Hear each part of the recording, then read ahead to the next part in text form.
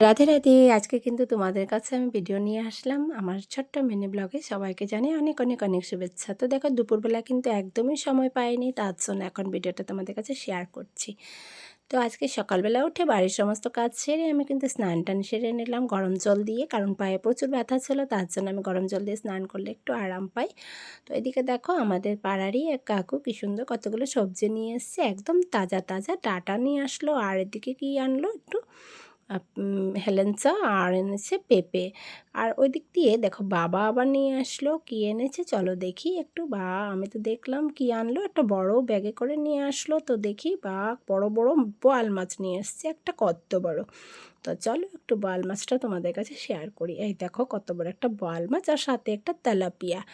তারপরে এবার আমি স্নান টান তো সেরে নিলাম আগেই। তো বাবা মাছটা ভিতরে ঢুকিয়ে দিল, আমি আর ধরলাম না। তো চলে গেলাম একটু ফুল তুলতে। এই দেখো ফুল তুলছি, কারণ পুজো দিতে হবে, আর মা মাছ রান্না করবে, আর আমি এদিকে ভাবছি গোপসোনাকে একটু পুজো করব।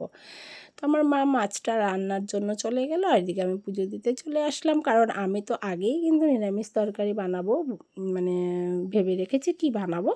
তো এদিকে আমি গোপসোনাকে পুজো দিতে চলে এসেছি। তো আজকে আমার গোপসোনার দেখো জামা আমি কি সুন্দর সুন্দর বের করেছি, স্নান সেবা করানোর পর গোপসোনাকে পরাবো। তো চলো একটু গপুকে আজকে আমি একটু চন্দন সেবা দিব। তো তার আগে আমি মাধবকেও বসিয়ে দিচ্ছি বড় একটা থালার মধ্যে, আর প্রত্যেক দিন কিন্তু এখন একটু চন্দন লাগিয়ে তারপর আমি গোপসোনাকে স্নান সেবা করাই। এখন তো চন্দন সেবার মাস, তার জন্য। আর এই বৈশাখ মাসটা প্রচণ্ড গরম পড়ে, তার জন্য আজকে এত গরম পড়েছে। এই কয়দিন কিন্তু খুব বৃষ্টি পড়ছিল, তার জন্য ঠান্ডা, কিন্তু আজকের থেকে গরমটা যেন আরও বেশি লাগছে। তাই আমি গোপসোনাকে আজকে একটু বেশি করে চন্দন লেপন করে দিলাম। তো দেখো আমি কি সুন্দর করে চন্দন ঘষে নিচ্ছি। আর এই দিনটাতে চন্দন লেপন দিলে আমার গোপসোনার ঠান্ডা লাগবে, একটু আরাম পাবে, সেই জন্য আমি কি করলাম, একটা শুকনা সুতির কাপড় গায়ের মধ্যে লাগিয়ে দিলাম, আর চন্দন দেখো কি সুন্দর করে গোপসোনার মুখে আমি লাগিয়ে দিচ্ছি। তারপর কিন্তু আমি মাধবকেও লাগিয়ে দেব। তো দেখো বন্ধুরা, পুজো যদি করতেই হয় মন দিয়ে ভক্তিভাবেই করতে হয়, এই না যে বসলাম আর হয়ে গেল, এইভাবে কিন্তু আমি পুজো একদমই করি না। আমি যখন ঠাকুর ঘরে ঢুকি আমার কিন্তু বেরোতে বেরোতে প্রায় 1 ঘন্টা লেগেই যায়, কারণ গোপসোনার সেবা পুজো তোমরা তো জানোই, যারা করো তারা কিন্তু অবশ্যই জানে যে গোপুকে সেবা কীভাবে করতে হয়। তো সকালবেলা কিন্তু আমি গোপুকে দেখো স্নান সেবা করানো, তারপর সুন্দর জামা পরিয়ে দেওয়া, ফুলের সিঙ্গার করা। গপু কিন্তু একই রকম ড্রেস প্রত্যেক দিন আমি পরাই না, এক এক দিন এক এক রকম জামা পরিয়ে দিই। তো আজকে আমার খুব ইচ্ছে হয়েছে গপুকে লাল জামাটা পরাবো। তো দেখো কত সুন্দর একটা জামা পরিয়ে দিলাম স্নান সেবা করানোর পর। এবার একটু আমি ময়ূর পাখা লাগিয়ে দিলাম, হাতে একটু বাঁশি দিয়ে দিলাম। তারপর একটু দেখো আমি গোপসোনার সেবাতে আজকে কী দিচ্ছি।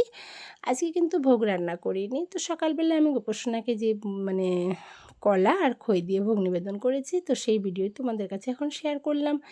সকালবেলার দিকে আজকে এত ব্যস্ত ছিলাম, তার জন্য এখন এই ভিডিওটা শেয়ার করেছি।